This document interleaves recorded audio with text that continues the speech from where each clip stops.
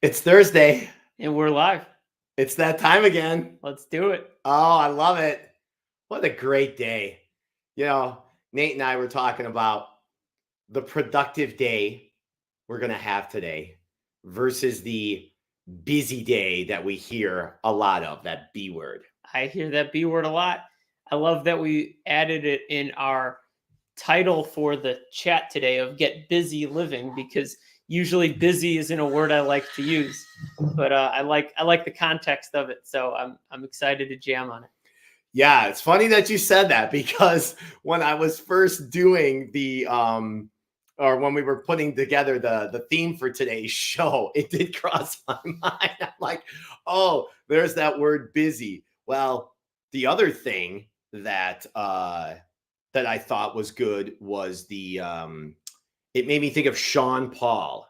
Oh, that Get song, Busy. Get Busy. One of my favorite songs when that came out. The music video was so fun. Yeah. And it was good music to dance to. Yeah, it is great music to dance to. It's fun stuff. Well, thank you, everybody, for filing in here, whether you're watching it live on YouTube or Facebook or LinkedIn. And of course, we are now on Spotify and Apple Podcasts. And, the cool thing about this is the people that listen to this show, they're growth-minded. Yes. They're self-aware, and they always want to leave the vibe better than they found it. And that's what we're doing here today, too. So we'll get more people on. Let us know in the comments how you're feeling today. And of course, if something's off with the sound, I always appreciate people sharing the love in the comments as we get going. So Nate was telling me today that he washed his hair. And tell me what that's about. Well, as a preface, I used to have hair like yours. Yes. Which is the lowest setting it goes. And maintenance was very easy. It was very easy. It was like once a week I shaved it, and then I maybe gave it a quick scrub. But now it's a whole production. I spend maybe 5 minutes soaking my hair, getting it fully wet, detangling it just with water before I do 2 rounds of shampoo, a round of conditioner. In between, I'll do the beard and the face. So it's a production. It took me about 35 minutes this morning. It took Nate 35 minutes to do his hair this morning. Yes. That's a great one. I'm sure some of you out there could relate to that. And boy, we're going to have a great show today.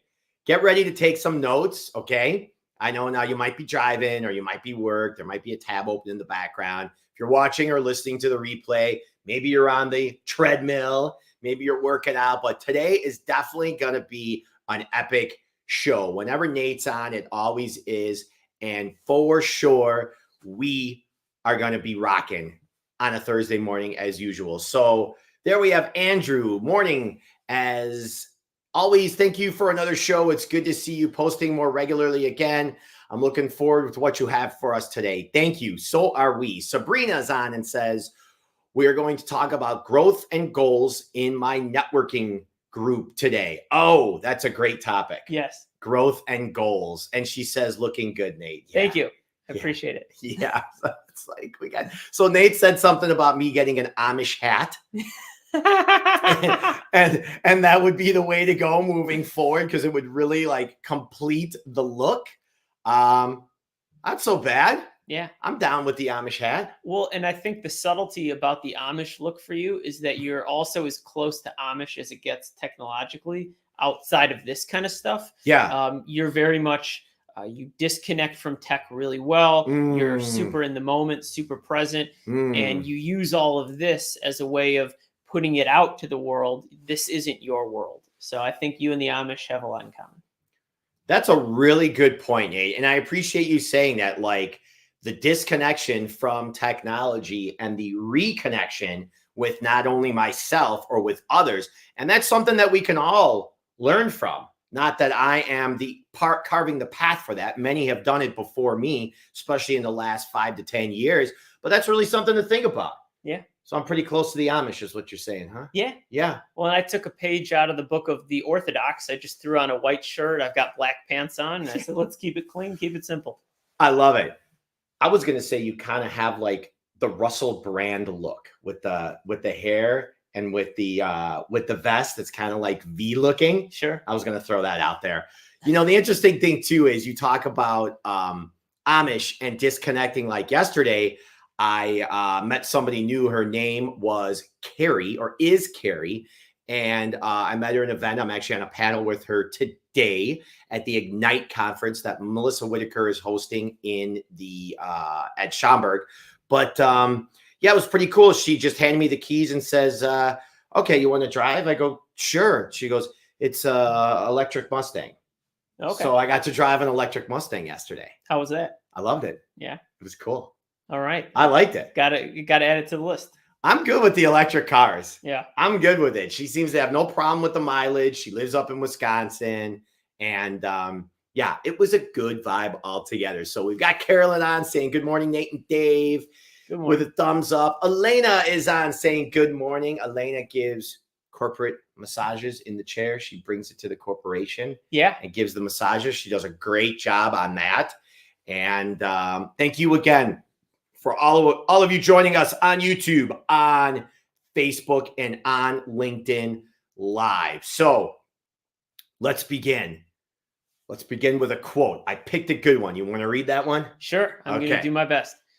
You cannot both hate someone and understand someone at the same time.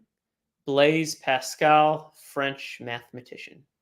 And on that note, welcome to this episode of Live Beyond Default Livestream. It's your weekly dose of personal growth. My name is Dave. And I'm Nate Ruben. And this is episode number 57. Today, we're going to be discussing Get Busy Living. I love it. I love it too. It's a very timely and relevant topic. And as always, you'll love the fun with purpose, the collaboration, the leadership takeaways, and just jamming out on cool things in the Live Beyond Default live stream. And the great thing about this show, as I mentioned before, was people who listen and watch this show, they're growth minded. Yes. They're self-aware and they're wanting to show up to the world and leave it better than they found it. And that's what we're all about here, which is why we always like starting off with gratitude, because gratitude's the key to happiness. So let's all throw it in the chat. 3 things that we are grateful for today on Thursday, October 19th, 2023. Let's throw it in the chat. Give us 3 things that you're grateful for today. All right. You want to start or you want me to? You know what? I'll let you go. This is one of my favorite parts about the show, is seeing what everyone else is grateful for. I like that too. Well, I'm going to say, and it's not in any particular order, I am grateful for Mr. Alex Hormozi. Okay. I like him. He's a beast. Yeah. And what I like about him is he has a very good combination, super masculine guy, right? But he has that feminine side. He has the being side. He understands the big picture and that we're all connected as human beings. And recently I've listened to a couple of his shows, and I've also, somebody gave me the $100 Million Leads book, which is basically a workbook. Yeah. And it's really cool. So I'm going to give thanks to Alex Hormozi for not only inspiring me, but really laying a blueprint as being an entrepreneur. And he just puts out so much good content. Like, wow, it's amazing the time that we live in, right? I wanted to thank them. I wanted to thank the people that are around me every single day, my crew, whether it's by phone, text, or of course, live stream. Just the people I've surrounded myself with. They've really been showing up for me and encouraging me to be better, encouraging me to live beyond default. And lastly, I've had this little pain in my shoulder for a little while, and I'm grateful that I'm aware of it. And I'm grateful that if it's not getting a little bit better, like I could go get it checked out and I could get it taken care of, however that may be. Surgeries always last. But I just thought of that recently. I was like, it's kind of been like feeling a little bit different the last couple months. I'm like, maybe I'll get that checked out. So I'm grateful for my awareness and that I have the opportunity to maybe heal something that maybe got broken or torn or something like that. Sure. Yeah. Those are great. It's a wonderful list. Thank you. So let's see who else. Oh, Dirk says he's grateful for Dave, Nate, and beautiful fall leaves. We love that, Dirk. Grateful for you too, brother. Thanks, Dirk. Carolyn says, love collaboration and meditation. Yeah. So Carolyn, of course, is the queen of manifestation. She was on 2 weeks ago. Strong energy. I loved it. My wife and I were captivated. Loved the whole show. Thank you so much. Yeah. Carolyn was amazing. And we're looking to get more guests on the show. So if anybody has any ideas, we're always open to that. And she also says Alex Hormozi is great. Okay, Nate, what are you grateful for? So it washed over me while I listened to you was just how grateful I am for family. And in so many layers. I think the first thing is that I had family to show me the way, between my grandpa having his own business, my grandma running a business, my father running a business, my mom having her own art business. Entrepreneurship was always natural and expected of me. So being able to have this life by design, super intentional, super spacious and free, that came from family.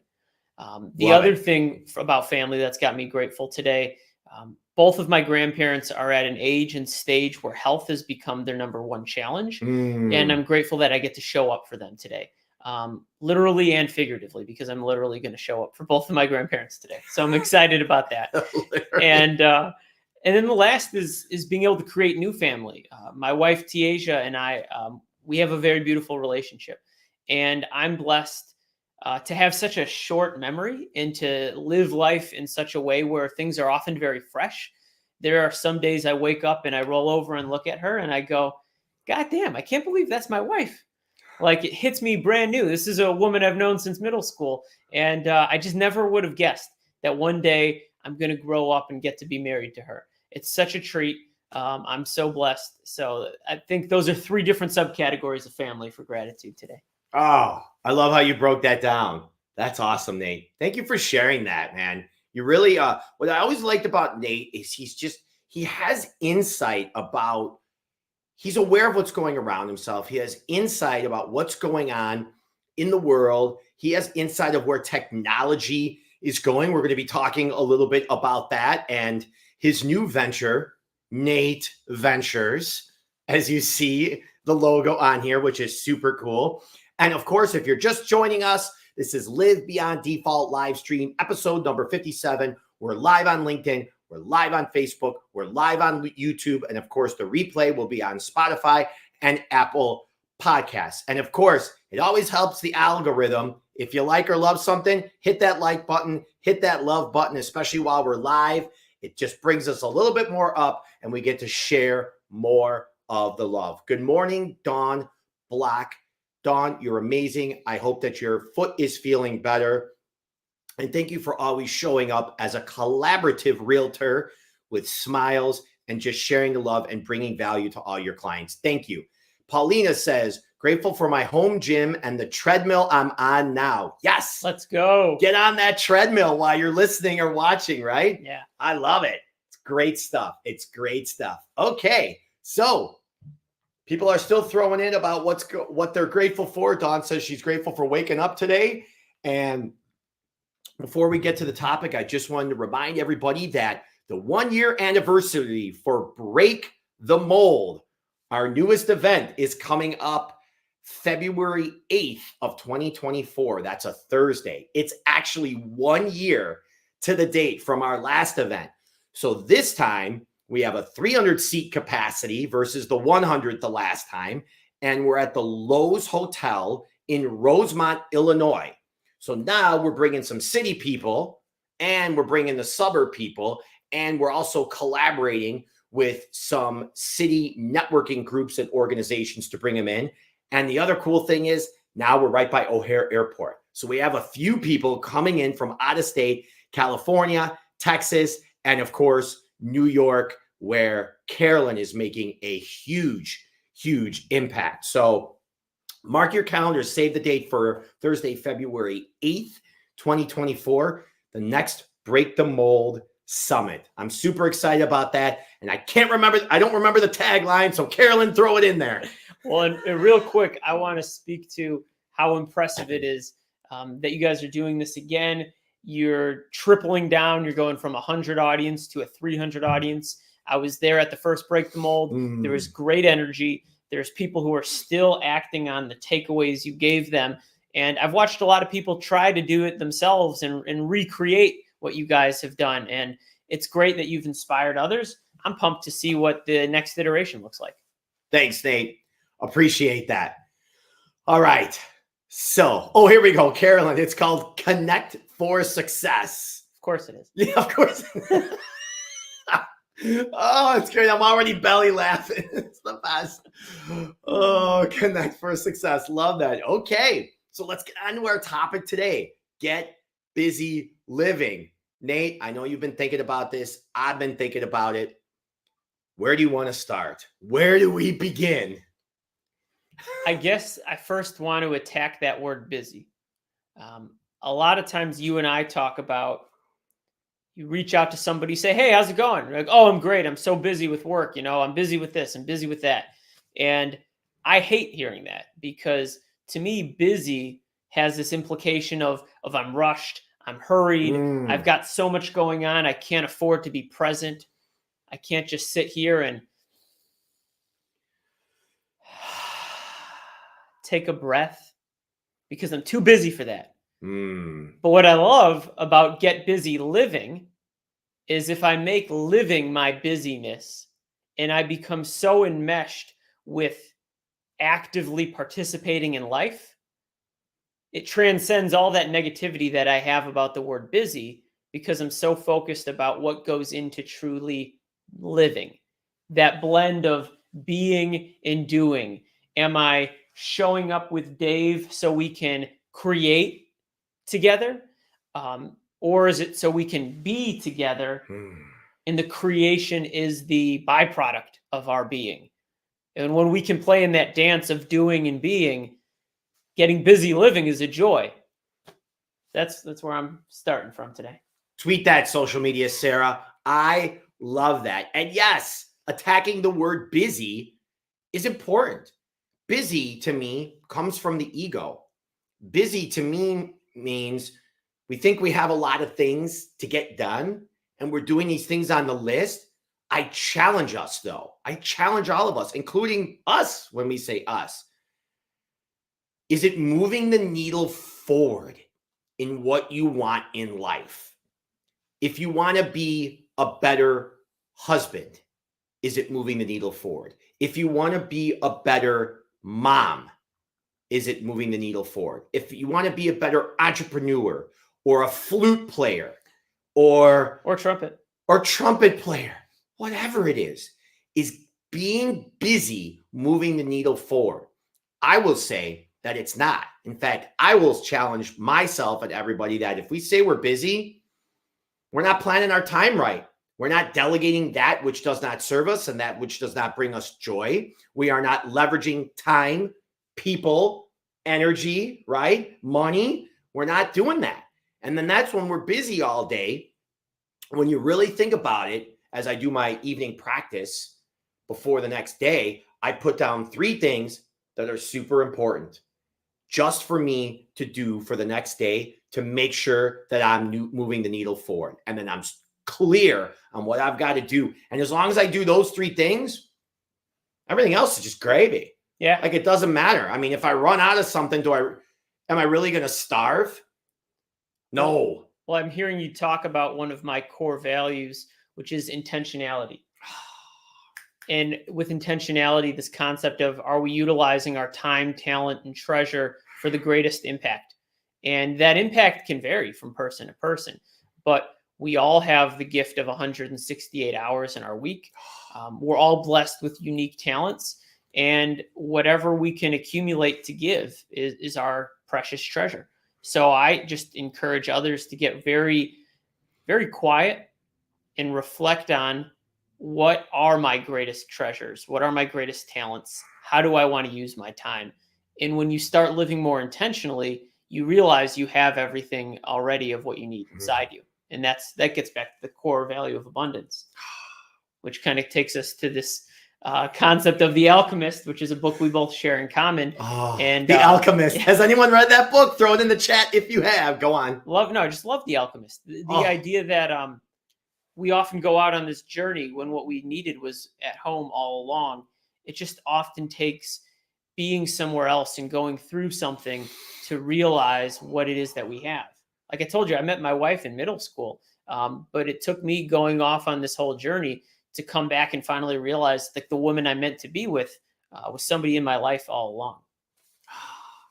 Sabrina says she loves that book. If you've read The Alchemist, put a like or put a heart wherever you're watching. Or a little pot of gold. A little pot of gold. Yeah, put a different emoji up there, right? You know what's awesome? I quit my last job for many reasons. I'll say 51% of it, though, of the reason it tips the scale, it's because of the book The Alchemist. That's how powerful it was. When I was reading that book, and there's no spoiler alert, when I'm reading that book, I was that little kid on the journey to find his North Star. Yeah. I was that kid. And I'm reading this book during Rona, March, April, February, May, whatever, in 2020, upstairs in my loft in downtown Arlington Heights. And I'm reading this and I'm like, this is me. I got to quit my job. It's like, I can't do this anymore. I got to do something different. Well, and not only did you quit your job, but you quit your job to follow a friend who guided you down a path. And it's a entrepreneurial path. Yeah. It's something that took a lot of the skills you had, but it was also brand new subject matter. And you handled it flawlessly. And I might add, you left on your most profitable month ever. And you went and said, I'm going to go attack something brand new. Thank you. And you're crushing it. Thank you for saying that. Yeah. It feels good. Yeah. And now this little line doesn't say Dave Lasavio, let me sell you boxes. It says Dave Lasavio, realtor. And that's his number. You should call him or text him. He answers. I appreciate that. Thank you. So rolling into that, let's discuss a little bit about your adventures with Nate Ventures and how that came to be and what your path was over the last 5 to 10 years and how you got to where you are now. And then, of course, we will discuss what you're doing, how you're sharing your gifts, how you're encouraging others, right? You've led me, you've guided me a lot in my last few years. So how did you come to Nate Ventures and share a little bit about how you got to where you are on October 19th, 2023? Sure. Well, thank you. Well, the short answer is I woke up at 4:50 today and I took my time getting busy living. And 4:50. I love it. And then I drove here. That's how I got here on October 19th.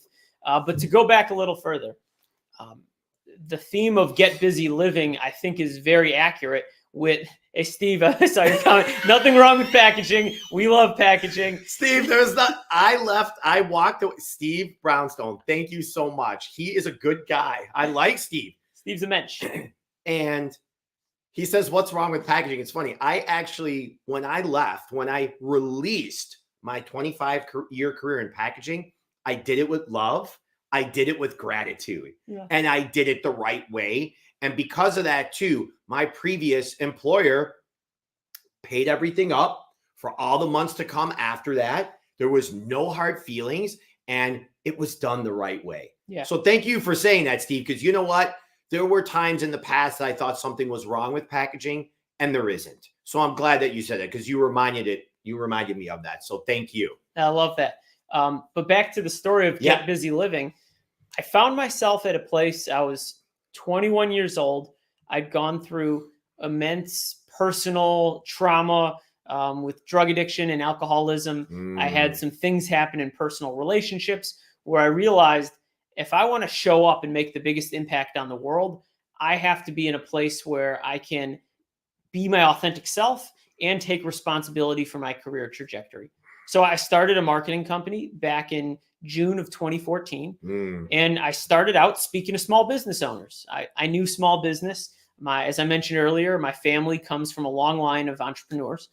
And we were at this stage where more and more people were on their cell phones. And I kept seeing websites that didn't work on cell phones.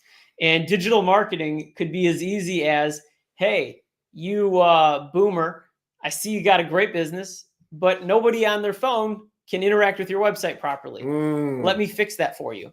So my target audience was 40 to 60-year-olds who were running profitable businesses that just needed to elevate their digital presence. Then I realized that if you have a website, that's awesome, but how are people going to get there? So I learned about social media marketing. I learned about email marketing, pay-per-click ads, SEO, blog writing.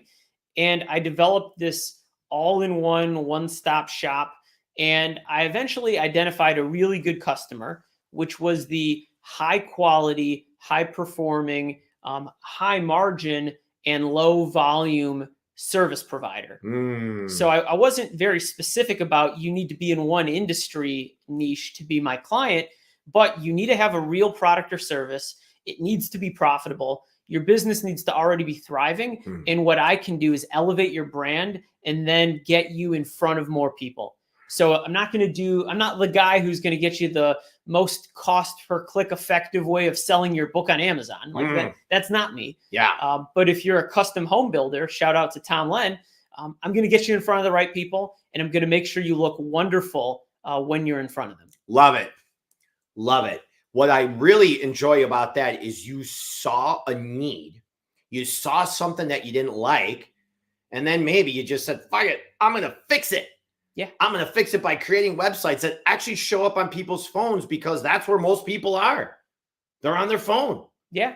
And what I loved about that business was I got to learn about how other people's businesses work. And I worked with over 150 clients over the course of 8 years. And I got really skilled at learning what works well for me and what doesn't. I learned, okay, you're going to be a successful client. You're not. And not that there's anything wrong with you. I'm just not, there's nothing I can offer you. I can't help you. And so I learned how to let opportunities walk by. Yeah. But I got to a point where I was tired of that. I'd been in marketing for 8 years. I was getting burnt out. I was not in love with the agency model anymore. Yeah. And then an opportunity came my way to go join a financial planning team at Northwestern Mutual. Yeah. And I spent 2.5 years down that path. And I learned a ton. I have a tremendous passion for numbers. I have a tremendous passion for helping people. I found a lot of joy in financial planning. But 2.5 years later, I found myself super burnt out. I was no longer connected with the how of the process. A lot of people will talk about start with why. It's a great book from Simon Sinek. He gives an excellent TED Talk. But the core of why I was doing financial planning still resonates with me. I have a big desire to close the racial wealth gap. I think it's one of the biggest problems in this country. And I don't think you solve that problem by taking money from people who have it. I think you empower people to create and build their own generational wealth. That's the real solution. But then the other reason was that as I watched my grandparents struggle with certain challenges in old age that could have been prevented if they had a financial planner who understood how businesses worked, they could have been in a much different situation. So the why of why I got into that work was really meaningful. But the how working within another company and being a part of their ecosystem and feeling like I always needed to be getting new clients and always selling and being very product heavy, I just fell out of love with it. And I needed to reconnect to the how of how I had intentionally built my life for the 7 years before that eventually brought me to where we're at today with Nate Ventures. There's a lot of things that you said there, and I'm still absorbing it, right? Sabrina says her alarm is set for 4:51 a.m. I'm sure that's intentional. Michelle Ruben says, good morning. Good morning, Michelle. Thanks for being on. Good morning, Mom. And something that I really liked what you said, and this is still, so back when you're talking about Ruben Digital, and you said that not everybody was for you, okay? So this is important here, right? We say take notes. We say tweet that social media, Sarah, but there's a lot going on here. But this is something that's really important that Nate brought up. He said that not everybody was for him. And there's a frame that we all come from in every situation. But I can boil it down to, and I will boil it down to the buyer and the seller. And if you are the seller, you need to make the sale. You're going to stay at the table no matter what. And you're going to do whatever it takes to make the sale, which means you're going to lower your profit, which means you're going to lower your standards in here and you need something. The idea is to be in the buyer's frame at all times. Okay. Think about that. The buyer's frame. You can walk away from a deal. You can walk away from a relationship. You can walk away from a job. You can walk away from this live stream or podcast. Hey, it's not serving me anymore. I'm going to go listen or watch something else.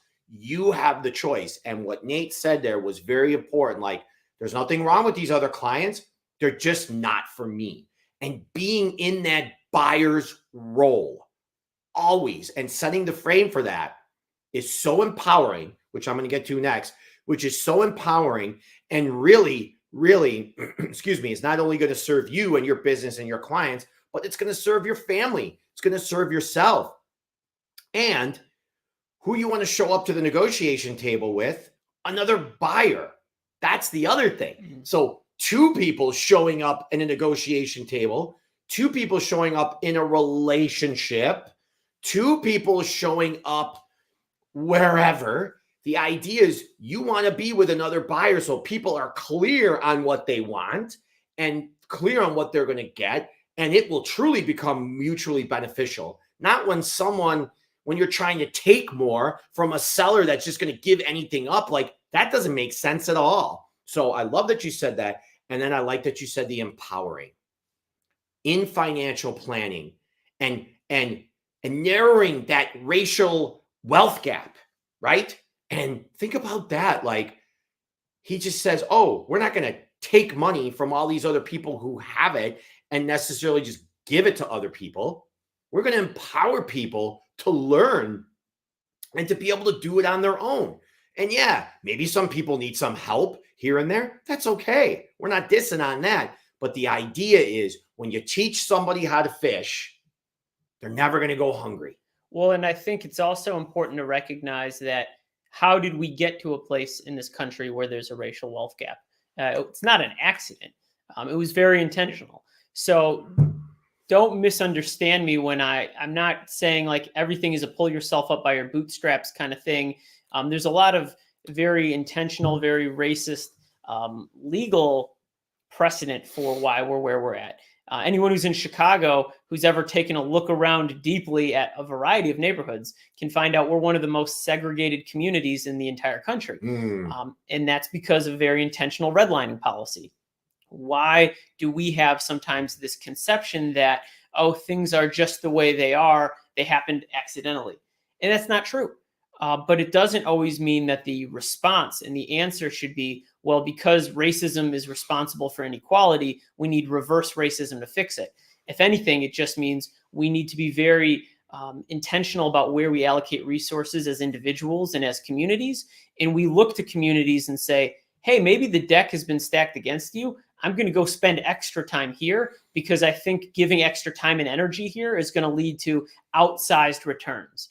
There's actually somebody who's in our mutual circle, Justin, who I got the opportunity to meet Justin last week with my wife. Oh, he's great. And when we're listening to his mission, he had this very, I think you should have him on the show, by the way.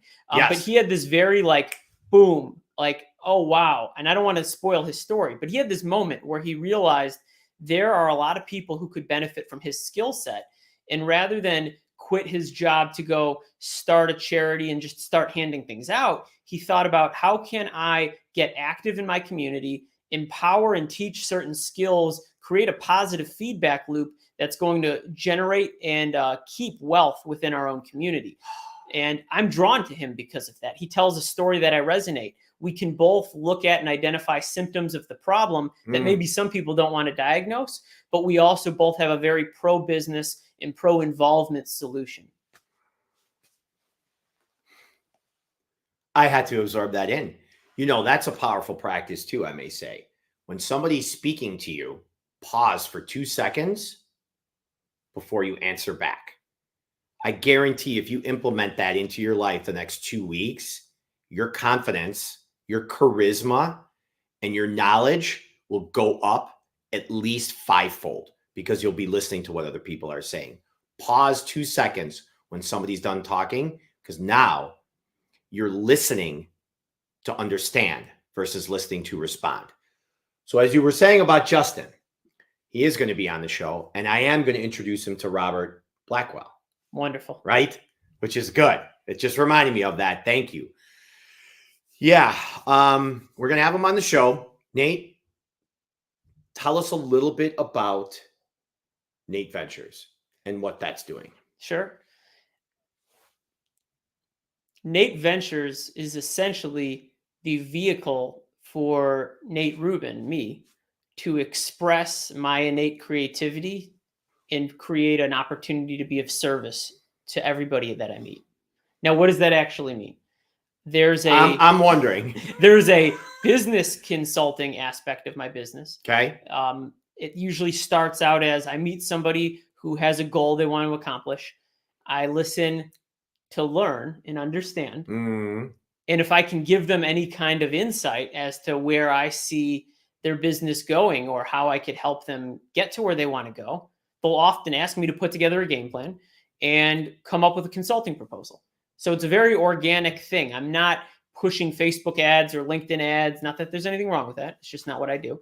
I'm in the world. And when I meet somebody who I resonate with and I can help further their mission, usually that creates this pull between us where they ask for me to get involved.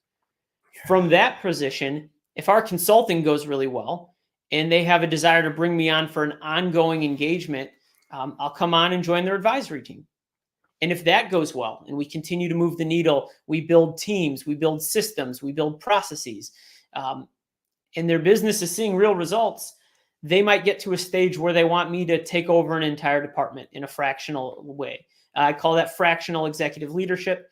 Right now, I have one client where I'm starting the transition to become their chief marketing officer. I've got another client where I'm on their advisory board. I've got several clients where I've had advisory engagements as just simply consulting. But then to hook back to what I did at Northwestern Mutual, I created my own spin on financial planning. I call it personal prosperity planning. And it's something that I take a lot of the how I've built my life and I incorporate what have I done as an entrepreneur financially. I tie it into their business. And then I incorporate other things that have nothing to do with money, but things like meditation mentorship, things like technology upskilling, things like having accountability that tracking these things and making sure they're making progress on it, where the profit incentive is, are you willing to pay for my time? Can we co-create together? But I'm not going to custody any of their assets. I'm not going to charge a percentage fee. They're going to continue to grow and hopefully grow exponentially. And my rates are going to stay relatively the same. Yeah. So it's to me, it's a more meaningful, more beautiful way of engaging. More meaningful, more beautiful, connecting with people, collaborating with people, encouraging them to grow their businesses. And that's what it's all about.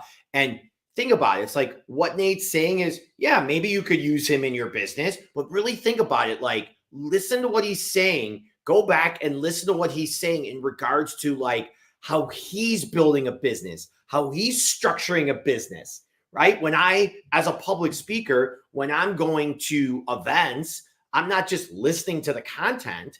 I'm seeing what's their tone, what's their cadence, how are they moving back and forth, what's behind them, what's in front of them, how's the stage set up. I'm looking at all those other things. Take a look and listen at how Nate is actually building this business, because it might inspire you to build your own business, whatever it is. And as a check-in, you are watching Live Beyond Default Livestream, episode number 57. I'm Dave. I'm Nate. And you're watching live on Facebook and YouTube and LinkedIn. And of course, you are subscribing and watching or listening on Spotify and Apple Podcasts. We're getting to 100 subscribers on Spotify by the end of this month. Got 12 more days. Yeah. And that's what I'm working towards. Most importantly, though, it's sharing the love, sharing the collaboration, and sharing the leadership with others. If you have something you want to say or you have a question for Nate, throw it in the chat. I'm going to throw something out here that's pretty big picture. And the topic, again, is get busy living. And when we talk about living, we're always dying. We're always one step closer to dying. We have, as Nate said, 168 hours in a week. I think the average is something like 4,000 weeks, 4,000 and some weeks in our lives, right? Memento mori, memento mori. Take a look at that, Google it, and throw it in the chat if you're in front of your laptop. So the idea is like we have a finite of time, and we might be gone tomorrow, or we might live till 100. My grandma lived to 107 and died in 2019. And she had a lot of spryness too. Yeah. I remember meeting her and she was still sharp. She was with it. She was not a decrepit 107 or 109. Yeah, she was not a decrepit 107 at all. So think about that. Think about every day possibly being your last day. And the idea is here, somebody said this to me, a guy that I like, I've met before, hung out with him. His name's Owen Cook. And what he said was, instead of living one life in 100 years, how about we live 100 lives in 10 years? So think about the people you meet, the job you have, the places you go to, the streets that you take on the places to go to, the hand that you use to brush your teeth, what you cook for yourself. Think about all those things. And when you look back, it's almost like, if you look back in the last week or two, what's really stood out? Almost nothing. Think about that. It's like almost nothing has really stood out. I can look back in the last month, and the first thing that comes to mind was I went to the Live Golf Tour in Sugar Grove, Illinois. And I got to see Tiesto live, do a 90-minute set from 5:30 p.m. till 7 p.m. outside. It was super cool. The whole day was great. Literally, if I look back at this last month, like that's the first thing that pops to my mind. So think about that. Like, are we living one life over 100 years, or are we living 10 lives, 20 lives, 50 lives, or 100 lives in the next 10 years? I would prefer to live more lives in less years. And that's just me. And my opinion doesn't mean that that's the right way. It just means that's how I feel, because I want to meet new people. I want to go to new places. I want to experience new feelings. I want to open new businesses. I want to collaborate with more people. And to do that, it takes getting out of your comfort zone. And it takes leveraging your time and being aware. It takes saying no to a lot of things. Does that make sense? Oh, yeah. Right. And I know that's a lot, right? And it's a lot, but really think about that. And just whether you have kids or you're 60 or you're 20, like the next 3 to 5 to 10 years, how many lives you want to live? Well, that was the difference of how I started my first business, the way I intentionally chose to get busy living. I noticed something when I was in my 20s. I looked around, I saw a lot of people who were single-minded focused on just getting good at one thing, building their career, really neglecting most of their life. And then at like 35 or 40, trying to turn the ship around, and it just being very difficult. I picture like a tree that is focused with growing really, really fast, but it didn't get roots and it doesn't have a trunk. And it's easy to cut that tree down.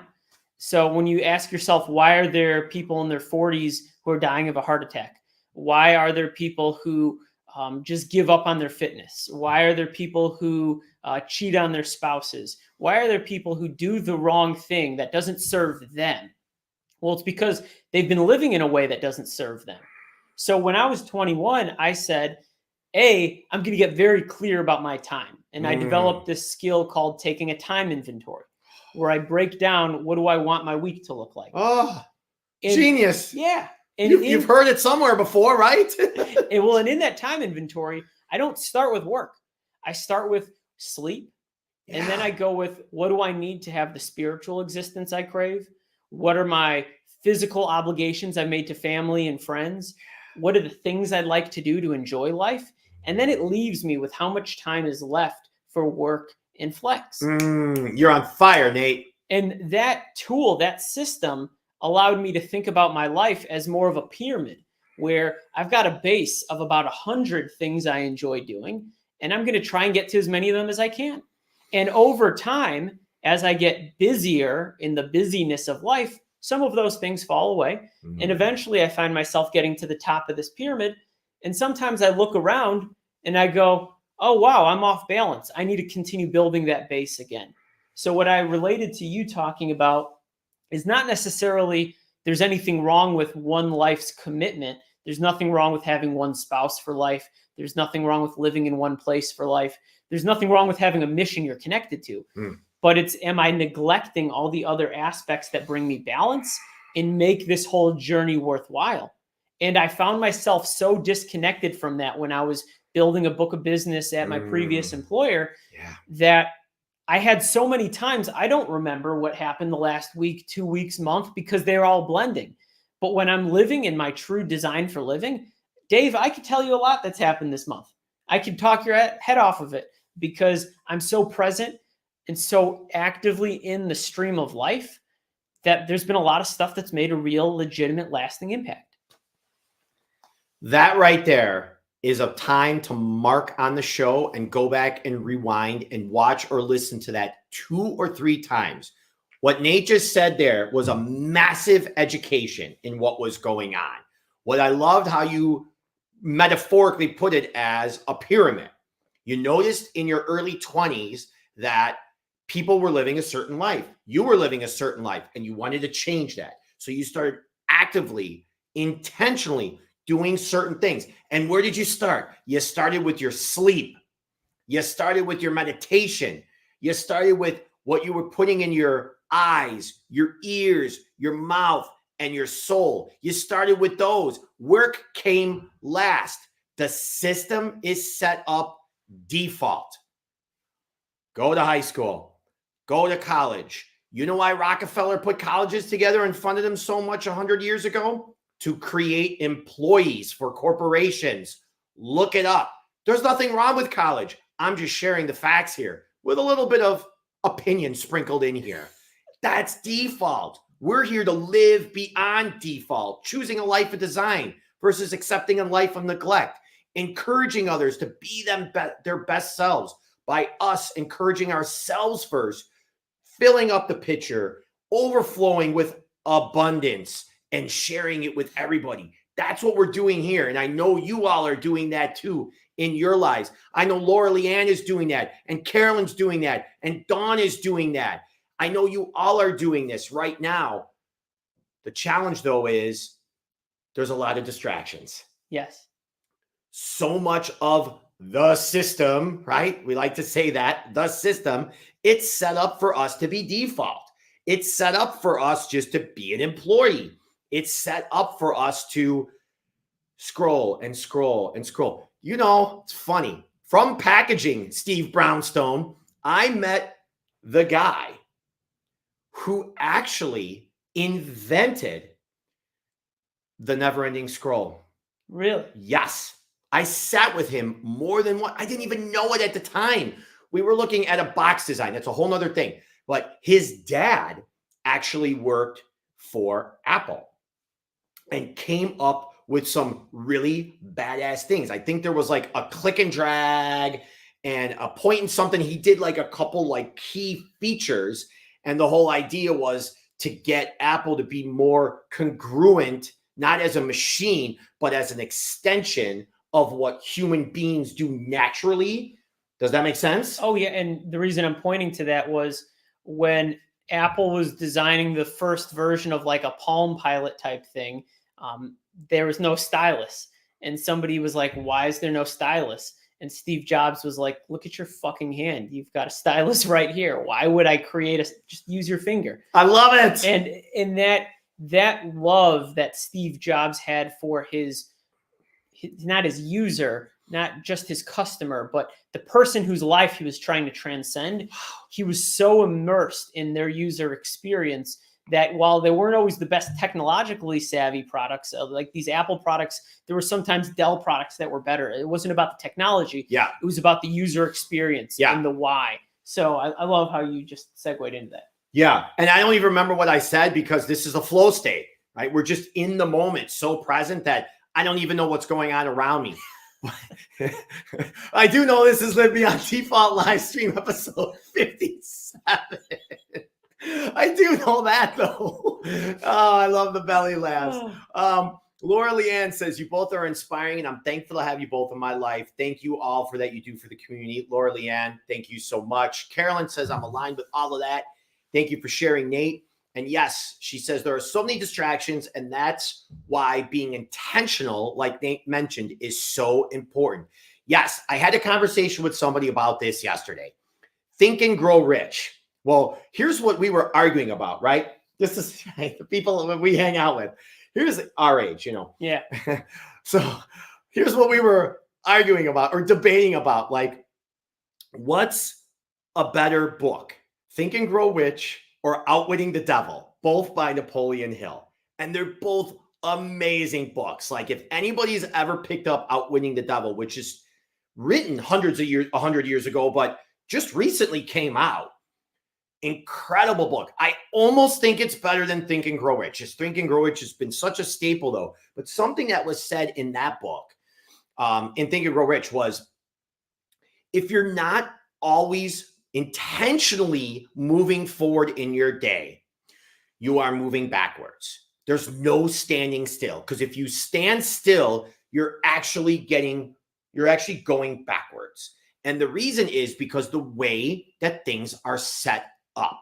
And now more than ever with distractions, okay? With what's going on in the world, there are so many distractions that keep us off of our path. If we are not intentionally every single day creating our own path to walk down and bring others that we love with us and encourage others to do the same, we're only moving backwards. And it's now more than ever with the so many distractions that we have with and people, with other people. Nate was talking about having a week audit. What'd you have? A time inventory. A time inventory. Yeah. You know what it's time to do is to have a people inventory. Make a list of the top. Here's another one. Take notes, right? Because we're all taking notes on this. Make the list of the top 20 people you spend the most time with, and then look at them and decide who you'd rather invest time with and share time with instead of spending it. Double down on those people, and the other ones that you're just spending time with, maybe it's that time to let go. And not, you don't have to call them or text them and say, oh, don't do that. Yeah. Oh, no, now I'm on this path and I can't hang out with you anymore. That's not going to work. No, that's low. That's default. You don't do that. Okay. But people will self-serve out of your life when you are on a certain path. Nate knows that. I know that. You listeners know that because you're growth-minded, because you're self-reflective, and of course, you're doing the best you can to bring value to others. Well, in what you just said, taking the inventory of what do you get from these relationships, it's not the selfish, self-centered inventory of, oh, well, this person's a bum, or this person's got a shit job, or this person drives a bad car. I don't want to be seen around. It's not anything like that. It's what are the blessings that I can receive, or how is my energy enhanced by being in their orbit? So Dave and I, we were friends for 3 or 4 years before we were able to do anything professionally together. So there was no financial benefit. I just liked the way he was talking. I liked his ideas. I liked the way he was raising the vibration in the room around him. That was enough reason to invest time in him. And for him to invest it back in me. We're pouring into each other's cups. There's an exchange. I've been through a lot of situations with people, different relationships, where at some point it became clear I had to walk away from the relationship. But like you said, I don't call that person up and say, here are all the things wrong with you and why I'm no longer going to relate to you. It's maybe I'm trying to walk this way and they're walking that way.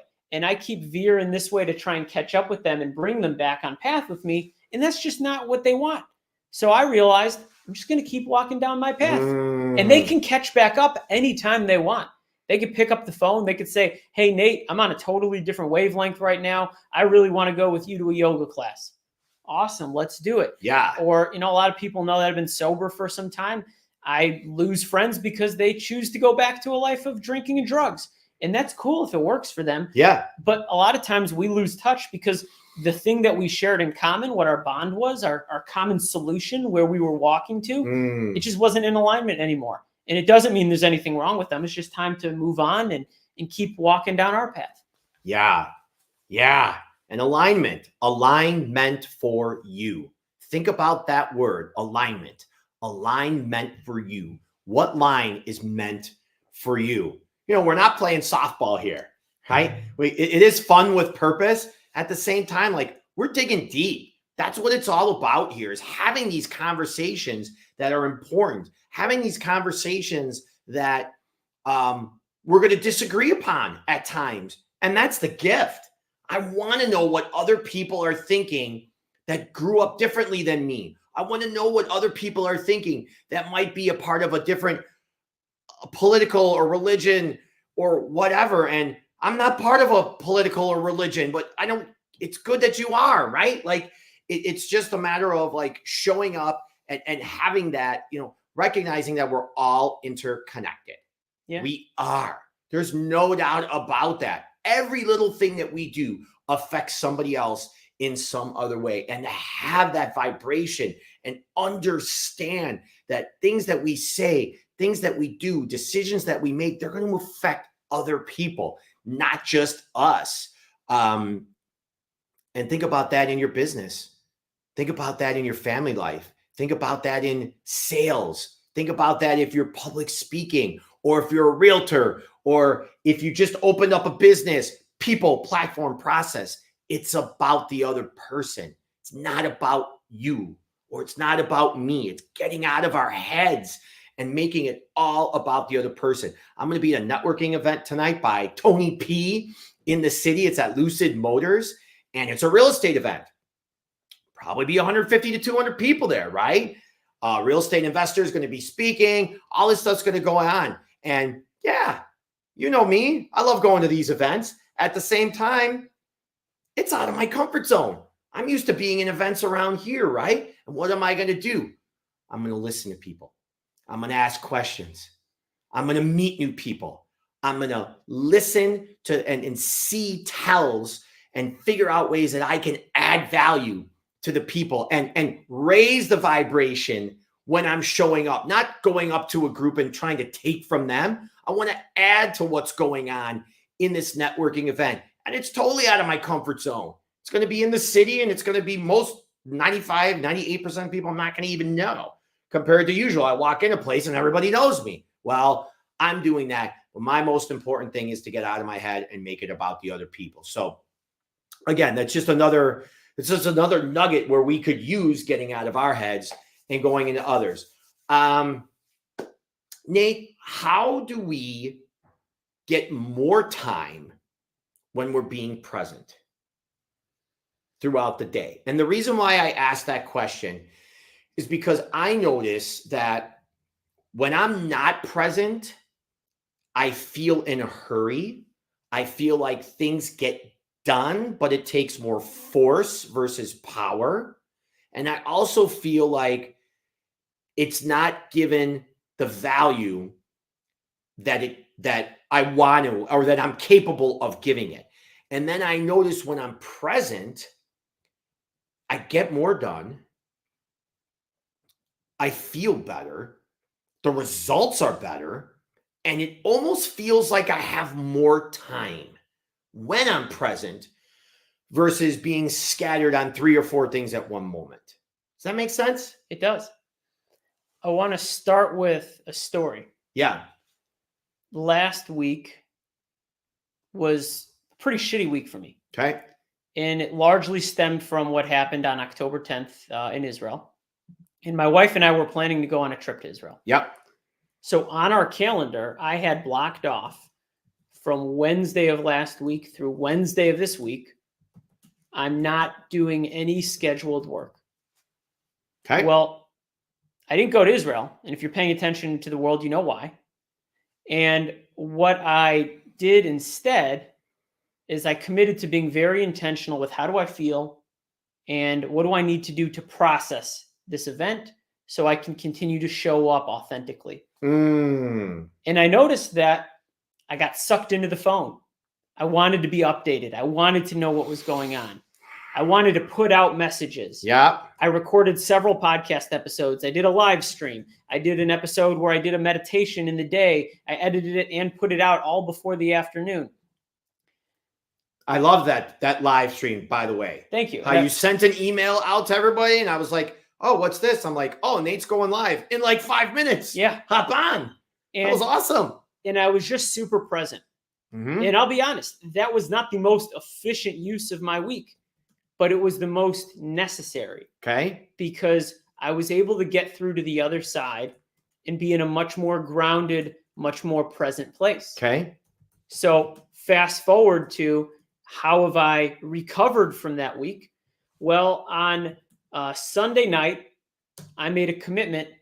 Tomorrow, I'm getting up early. And I'm going to go after all of these things that are the highest on my priority of what I would love to do. I love that. So I woke up at 6 a.m. I spent an hour doing a variety of breathing and meditation exercises. I did some yoga. I painted. I went in the basement. I had a very heavy squat session. I made breakfast for my wife and I. And by 10:30, I had this full day, did everything I wanted to get done. And then the rest of the day just felt like it was wide open. I was able to pick up a friend and take him to a meeting. I got really deep, meaningful, creative work done. I had time for family calls. So the point is, I didn't do anything to create more time. The time was there. But I got intentional and asked God for help to show up to the day and use the time effectively. And I went after what was the biggest priority as soon as I could do it. And the rest of everything just started to flow. And it's the reason why today, when I set my alarm for 6, I woke up feeling panicked that I had overslept and it was 4:50. And I just decided I was so happy when I heard that. God wants me to be up and get into the flow and enjoy this extra time he's given me, the time that already existed. I just had to have that internal desire to make the most of it. So I would say the short answer, I told a long story, but the short answer is the way to feel like you have more time and to be more empowered with your time is to slow down, to take the step back, get clear about what you want to do most with your time, and then commit to making it happen. And everything after that will flow very naturally. And on that note, I think we're done. I think so. We've said enough. We have. You all have said enough. You all showed up big for us today, whether you're watching it live or whether you're watching the recording. You showed up big, and we really, really appreciate that. Nugget Nate, dropping some bombs on us, right? Dropping some bombs about entrepreneurship and about time and about connecting with God and just doing cool things. And Nate's showing up. He's leaving people better than he found them, right? This is what collaborating with cool people is all about. Like, we're building businesses, we're building love, we're creating love and legacies and long-term wealth with people we want to be around. And I challenge you all, if your week has not been epic so far, now is the time. Listen to this show, take some notes, move forward, and bring the best that you can to others in your life. We always like to leave with what it says on the bottom there, because Gabby Vargas told us that one. Why don't you say it? Take a moment after the show. Slow down, breathe in. Reconnect. Don't just dive into what's next on your list, but text someone today. I'm thinking about you. You'll be amazed what comes back. Yeah. And on that note, thank you for watching and listening to this podcast. We really appreciate how you all are showing up. And as Nate said, take a breath, slow down, and text somebody. I'm thinking about you. And I'm thinking about you all too, because when are we on now? Oh, yeah. We've committed to it. Okay. So we've committed now to the first and third Thursday of every month. I had to get back into that mode for a second there. Yeah. With everything we've been talking about. Yeah. So we're on the first and third Thursday of every month. We're going to be back on in 2 weeks live. Of course, check out the previous episodes on Apple Podcasts and Spotify. You can check out Nate online. Yeah. Where? The easiest way is go to nateruben.com, NateRuben. And it's got links to my business website. It's got links to all my social, has the most recent episode of my podcast. And then if you want to learn more about my business, it's just n8.ventures. n8.ventures. Love that. All right, everybody. It's that time of the week. Ooh, it's that time of the show. Until next time, make it a great day. Live beyond default. Thank you. That was beautiful, brother. Yes, it was. Thank you. That was beautiful. Thank you, everyone. We appreciate you being on.